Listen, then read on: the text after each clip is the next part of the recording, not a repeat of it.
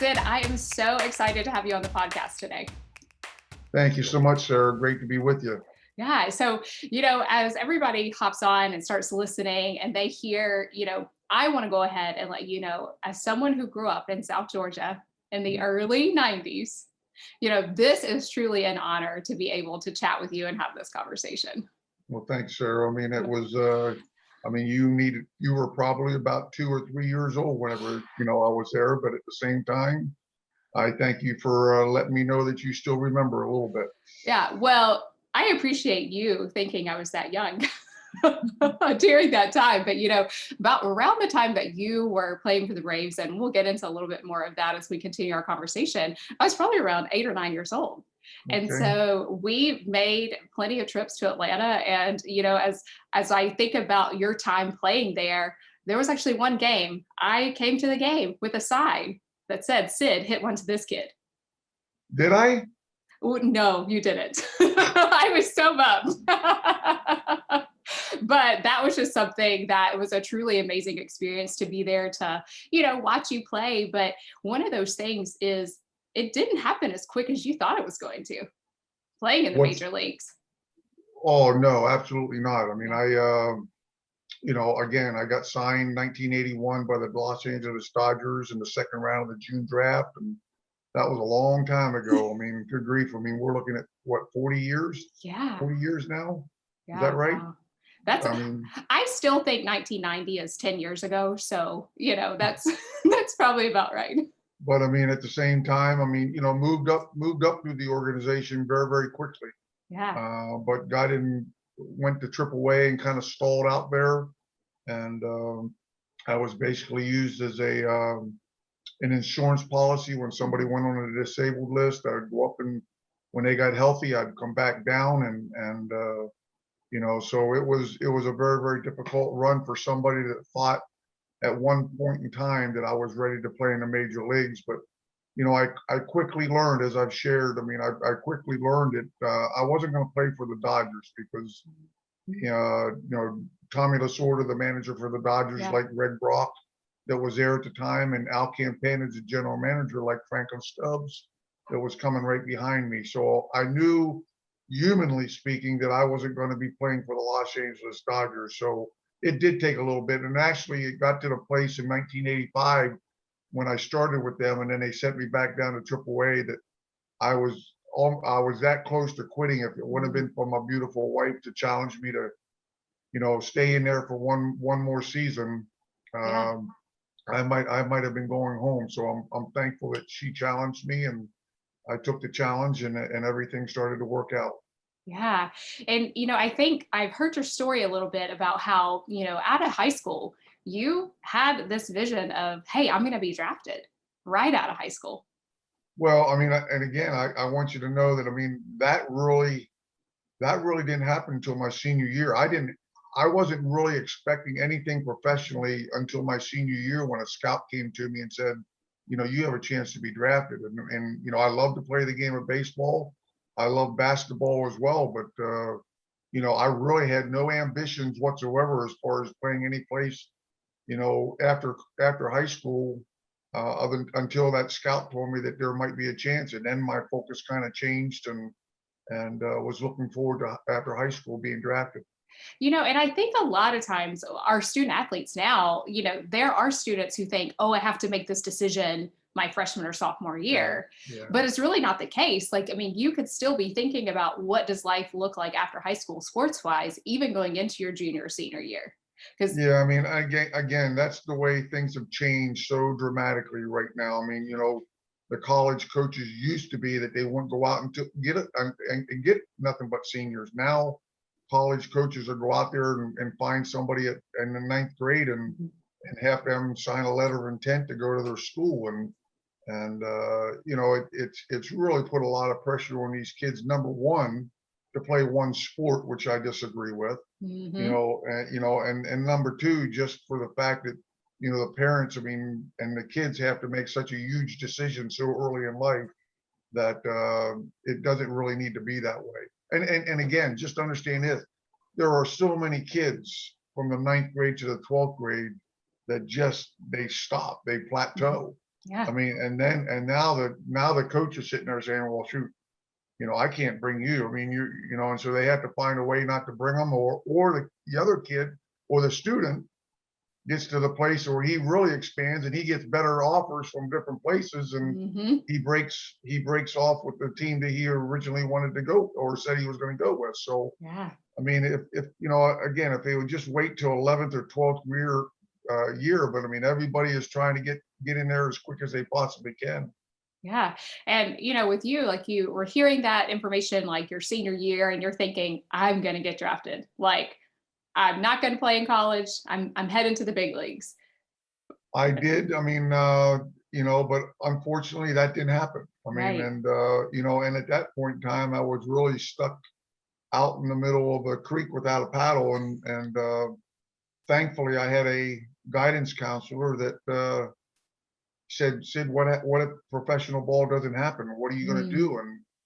And really had no aspirations for college. I mean, I was the first one in my family to go to college. wow. Um, but when he posed that question to me, I at least went out and took my SATs, and got that taken care of. And I'm, fortunately, not unfortunately, like you said, I wasn't drafted Mhm. after my high school year, and then Temple University and Liberty Baptist College gave me the opportunity to come down on a full ride.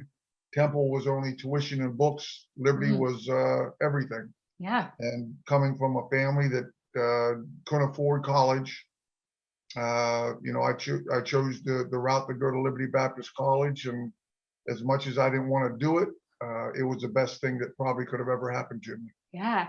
And I think that's something as as students are listening to really think about. You had two great offers on the table and you made the decision financially that's best for your family, but you actually ended up having an amazing collegiate career at Liberty.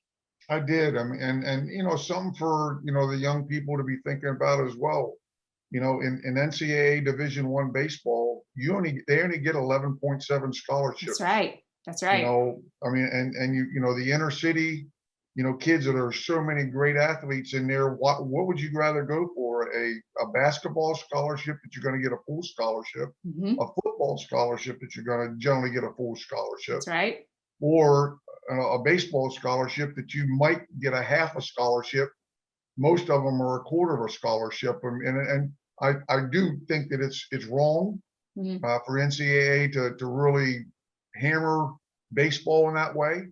I do believe that they need to up the scholarship offers for baseball, and you would see a lot more of the inner city athletes and so on and so forth going for that opportunity. But just again, going back to what I originally started to say, recognize that NAIA baseball, they can give out a lot of full scholarships. That's Division right. two and Division three can give out a lot of academic scholarships that will take Mhm. care of your needs a little bit more. Yeah. So, and there's some great baseball in each one of those. Yeah, So for you sure. don't really need to, say to yourself, man, I'm gonna go to a Division One school. Yes, it sounds great on the resume, but as far as financially is concerned, I mean, you're probably still going to have to be paying quite a bit of money at the end of your Mhm. time with NCAA baseball. Oh, that's 100% true. And, there are only what we call head count sports. There are only 6 head count sports in Division One, and that's women's basketball, men's basketball, women's tennis, Mhm. women's gymnastics, men's football, and women's volleyball. So of those 6, those are what we call head count sports, full rides or you're a walk on. Where all the other sports in the Division One, we're saying that this is, there are allotted amount of scholarships, and those kids, really have to kind of think about what is this going to look like, and it's also part of the parents too, having those conversations with the student and saying, what's going to be long term the best for us. Yeah, and again, the student at that point in time, if he does have some talent, Mhm. everybody's sitting and telling him, you got to go here, you got to go there, and so on and so forth. But and so their head gets a little bit big, thinking, man, I'm good enough to go there. And they really need to sit down and have some great conversations with their parents, the Mhm. parents, individuals like yourself, Yeah. to be able to, guide them and direct them of what's probably the best thing for their future in baseball and in academics. Yeah. And I think a lot of times, like you're saying, the students really start to think about, oh, this dream, and they're starting to really picture, oh, what ifs, what could happen. But, sometimes we have to think about what happens after college. Yeah, What does absolutely. what does that look like? You're only at this institution for 4, maybe 5 years, but what's the end goal after that? Yep. I mean, and again, they're going into, just like I did. I went into college thinking professional baseball. Yep. I was advancing my career and so on and so forth. And that's another aspect to be thinking about. A lot of, most of these kids in their home areas, they are the chosen one. They are the God's gift to mankind. But they soon find out when they go to these different schools that the all-stars are all coming to the top. And That's they right. go there now, and that shortstop, that they're competing against is just as good or better than them. And so, they go there with this, big old head thinking, man, I'm the greatest thing since sliced bread. But they soon find out that, I mean, there's a lot of individuals in college that can play better or, just as good or better than they are. And they really have to up their game. Oh, that's so true. And I think that's, we talk a lot about here on the podcast of all the different aspects of a student athlete. It's not just that athletic ability, but it's, your academics, it's your nutrition, it's your mindset, your strength and conditioning. There's all these things that go into play. And, if that other student is taking care of all those things, but you're letting some of them slide, then that's where the rubber meets the road. Absolutely. I mean, there obviously is the God-given talent. I mean, Sure. I've seen in my professional days, I've seen a lot of great God-given talent that was so much better than most of, but they didn't want to work at it anymore. Mm. And so they soon fell back to the pack. And you constantly have to work, as you said, on the athletic part of it, the nutrition, the academic aspect of it all. Because, even if you don't, if you do get drafted, your chance of making it to the big leagues at that point in time is still down around the 5 to 10%, unless you're one of the top picks in the country. Right. I mean, and then you might have a 50% chance, a 60% chance to get to the big league. What are you going to do? I mean, whenever they give you the pink slip to go home, what are you going to do if you don't take care of your academic or your future as far as outside of the game of baseball? Oh, that's so true. And I think that just really goes back to saying, okay, there's all these things that can happen, including injuries. And Absolutely. you had your share of injuries all the way through your career. Absolutely. I mean, again, it really started back when I was between 10th and 11th grade, when a guy ran me over at first base. And back then the trainer shook your knee a little bit and, oh, you just strained it. But I found out in 1987, when I hit the base on the first base, that I never ever had an ACL on my left knee. And it adapted over time. And then in 1989, I had the other right knee go out on me. And from that point on, it really took me away from the kind of baseball that I wanted to play. But still, thankfully, I was able to play another 3 or 4 or 5 years after that, and do some pretty neat things. And I want us to address one of the neatest things I think that you got to be a part of. And, for those listening, if they don't know, we have a phrase where in South Georgia, where were you when Sid slid? Right? Yeah, that was on billboards. I mean, that was all over the place. Where were you when Sid slid? And over the years, I mean, I've heard a lot of people's stories about where they were when and what they did whenever I slid home. For up here, I live in Pittsburgh right now, and for up here, it was a ghost town. Yeah. But a bunch of zombies walking around. But for the people there in the Georgia area, the Atlanta Braves fans, I mean, it was celebration time. I mean, it was a lot of fun. Yeah. So walk me through that moment. I watched it happen. I watched replays of it. But for you, we talk about these injuries and we talk about the recovery time. You were not exactly the fastest player on the team to be in this situation. Not at that time, for sure. I mean, I had just had 3 knee surgeries on my knee in 1989. still coming back from that. I messed up a lot of the meniscus in my right knee. Mm. And, so that caused instability. So I was wearing a big brace. I wasn't fast by any means. I mean, but before my knee surgeries, I mean, for a big guy, I mean, I ran pretty well. Yeah. And a lot of people will tell you, I mean, the way that night went, I was on second base, should have been on second base. Bobby Cox should have had a pinch runner out there for me. But I think God allowed me to be out at second base. I mean, just for what he planned after that play. And, Francis Cabrera got the great hit with 2 outs, and I came home and I was slow enough just to make it exciting. That's what I keep telling people. Well, and I've read some things about that incident too, about, how you were thinking, I wasn't told to stop at third base.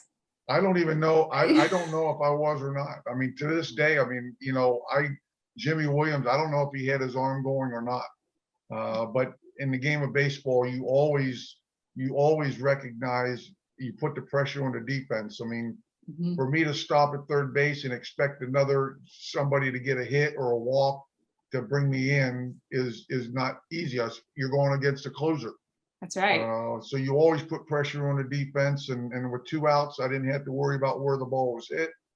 I could go as soon as the ball was hit, and plus I got a better lead at second base, and even with all that, I mean, I barely made it home. So I mean, but it was an exciting play, still considered in the top 5, if not, or top 10, if not the top 5. It used to be the top 4 most exciting plays in Major League Baseball history, but God has used it, and it's been a great thing to see what God has done with it.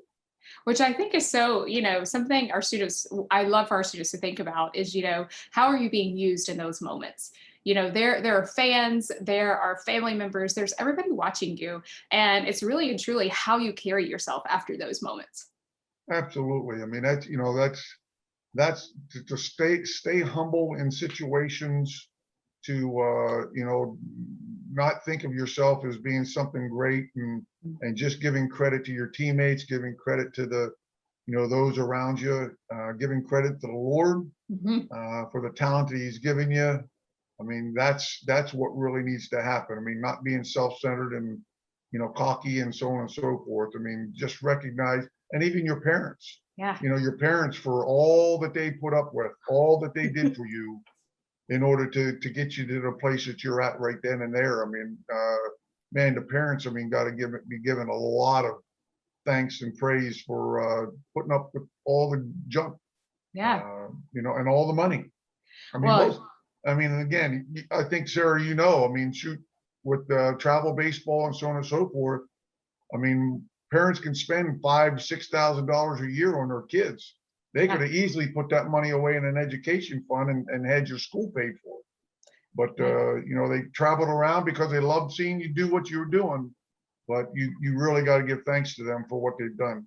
Yeah, I love that so much, because I think a lot of times we get lost in just everything that's happening, all the exciting things. But when we actually take a step back and look at it and say, okay, here's what I'm grateful for, because having that attitude of gratitude is really what helps you kind of still move forward, and being appreciative of your teammates and everything that goes into that. It's such a big part of being a student athlete. Absolutely. I mean, again, no running back, I mean, gets 1,000-yard season without the front line. The quarterback doesn't get, throw passes without the front line and his receivers. I mean, the only one that you would say is golf. I mean, that you could say, hey, this is an individual sport, but even then you have team sports, and, but it's you always got to give thanks to your teammates for, being there for you, keeping you up when you get down, and keep you moving forward. Yeah. And, I have shared that, the name of this podcast is called Confessions of the Sidelines. And what I love about that is when we're having these conversations, I always love for people to think back and realize, like, what is their favorite memory of standing on the sidelines? So I would love to ask you, when you think back, what's your favorite memory?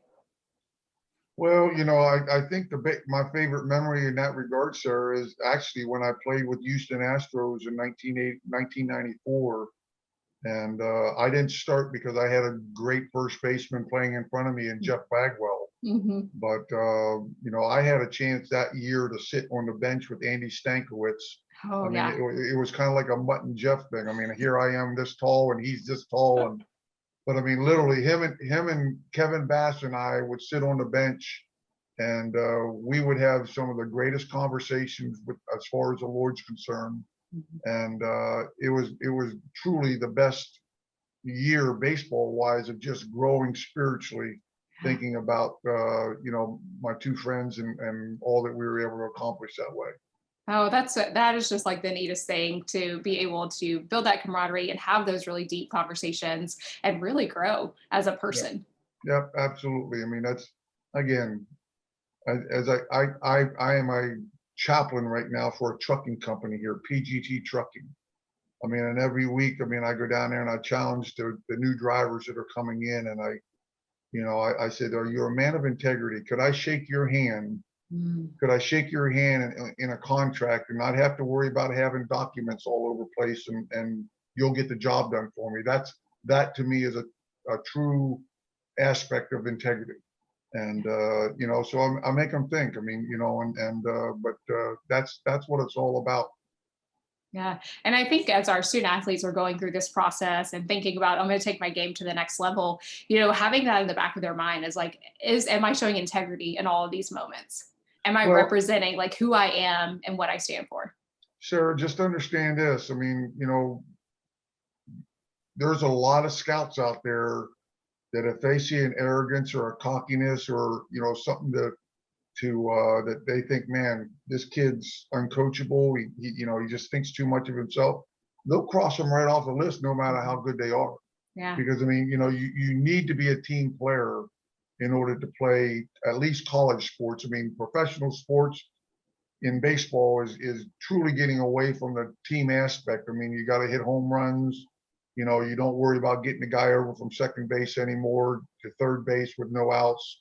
It's all about getting your hits, getting your RBIs, hitting your home runs, but in every other aspect of the game of baseball, it's all about team.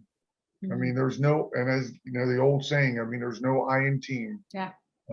It's always thinking about your teammates and how you can lift them up when they're down, and how they can lift you up when you're down as well, and you just work together in order to come up with that W at the end of the day.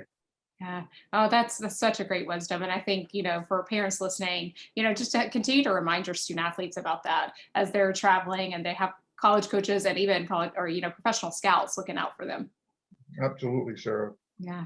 Well, Sid, I so appreciate you being here, sharing, us having conversation. Takes me back to, growing up days. So I really do appreciate that. And if anybody wants to be able to find you or connect with you, I know you have a website out there. It's called sidbream.com. I mean, nothing fancy. I mean, I do go out and do quite a bit of speaking. And so that's an opportunity for you to come on there and see what it would take for me to come down to speak to your church, your corporation, your youth baseball group or whatever. And so you can get on that, and I will be able to, I will get back with you through email, and we'll be able to get things taken care of. That sounds great. Well, we'll be sure to link that website in our show notes if you guys want to reach out to Sid and have him come and speak to your team. Again, Sid, I am so thankful that we were able to have this conversation today. Sarah, nice talking to you, nice meeting you, and all the very best to you, okay? Thank you. Bye-bye.